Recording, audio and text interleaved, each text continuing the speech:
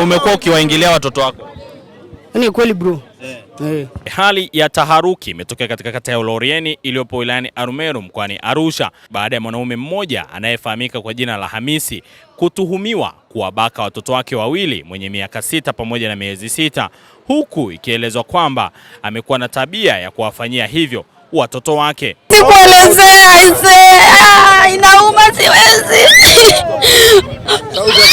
Mwanaume huyo akizungumza na waandishi wa habari amekiri kwamba amekuwa akifanya vitendo hivyo, huku akisema kwamba sababu iliyofanya yeye kufanya hivyo ni kutokana na unywaji wa pombe. Umewaingilia kwa muda gani? Sikozi mara moja tu. Hii ni kweli bro. Ni kweli. Kwa nini? Niko nimelewa tu labda sio levi tena bro zangu. Na kwa nini kwa nini unafanyia hivyo watoto wako?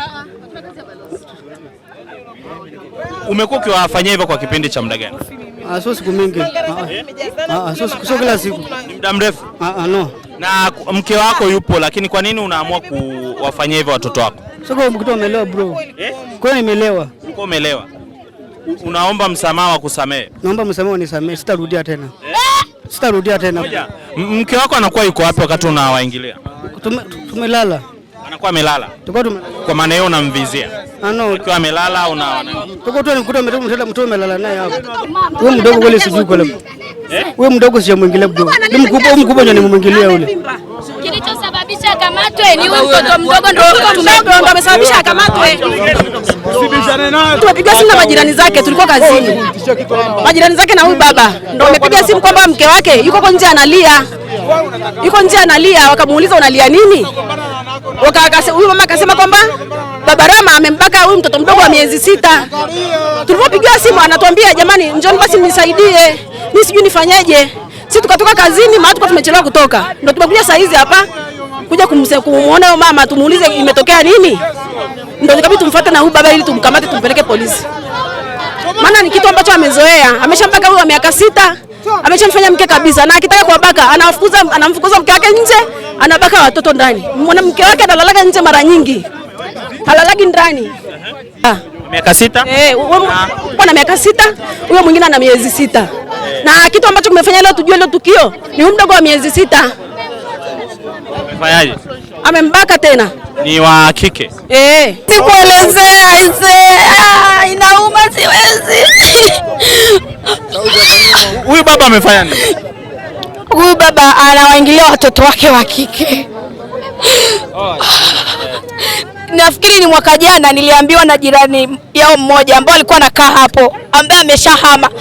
Akaniambia Mama King, huyu baba anaingilia watoto wake. Nikamwambia kivipi? Akasema analalaga na mtoto wake wa kike, akisema kwamba ni mke wake. Nikamuuliza kivipi? Akasema anamfukuza mama, anamuingiza mtoto wa kike huyo mdogo ndani, analala naye. Yaani anamfanya kama mke wake. Anambaka mtoto hapana. Leo nataka kumpeleka wapi? Aende polisi. Kitendo kama hicho sisi hatuwezi kuvumilia. Tumeshindwa. Hapana. Tumemchukua kijiweni. Tumetoka kazini tukampitia kijiweni, tukamchukua tukafika naye pale nyumbani ndio tukamkamata. Anapaki wapi? Anapaki kijiweni hapo Ang'ata hapa. Ni kijana wa bodaboda. Ndio, ni driver toy, anaharibu watoto. Mimi ni Zanura Rashidi, nilio jina la kuzaliwa kwetu. Pale ninapoishi wanajua Mama Rama mke wa Yasini.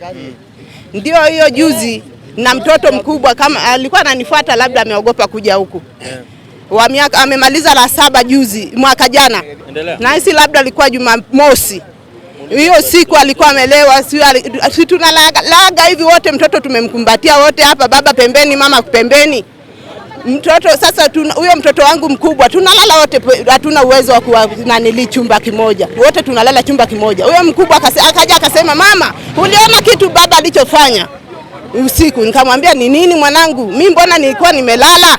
Akasema hivi, "Mtoto alifanyiwa kitu kibaya na baba." Kumwangalia mtoto hivi kweli nikamkanda maji asubuhi, sikumuongelesha. Akarudi kazini nikamwambia hivi, akaja akasema hiyo labda ni nepi tu, unamwachisha mtoto nepi kwa muda mrefu. Nikanyamaza.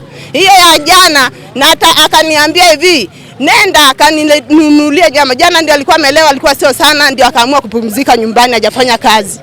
Akaniambia hivi, nenda kaniletee nyama, akanipa 4,000 hapo nikaondoka na huyu mtoto wa pili. Na aka kadogo ambaye ndio jirani yangu kabisa amewahi kuambiwa na huyo mtoto, akaambiwa hivi ameulizwagwa huyo mtoto. Kama angekuja hapa alioeleza huyo ushahidi. Akasema hivi ndio tukarudi. Akafunga mlango, akamlawiti huyu mtoto mdogo. Wote wapo kitandani hapo, huyu wa miaka 5 na hisi anasoma. Na fumba macho.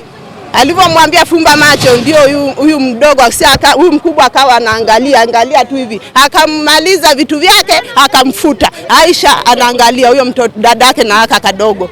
Mtoto mkubwa hajawahi kufanya. Amewahi kumfanyia mwaka jana tangia mimi kipindi nilikuwa mjamzito. Ndio. Baba yao huyu wa miaka 6 na hisi au 5 cha kike tu kanasoma chekechea. Na huyu sasa hivi juzi tu nimejifungua mwaka jana wa mwezi wa 7. Na nyamazaga tu. Sasa nitasema mimi na mwanaume. Ni Glorisa Itabau. Huyu aliyebaka amepangisha kwetu. Ana watoto 4.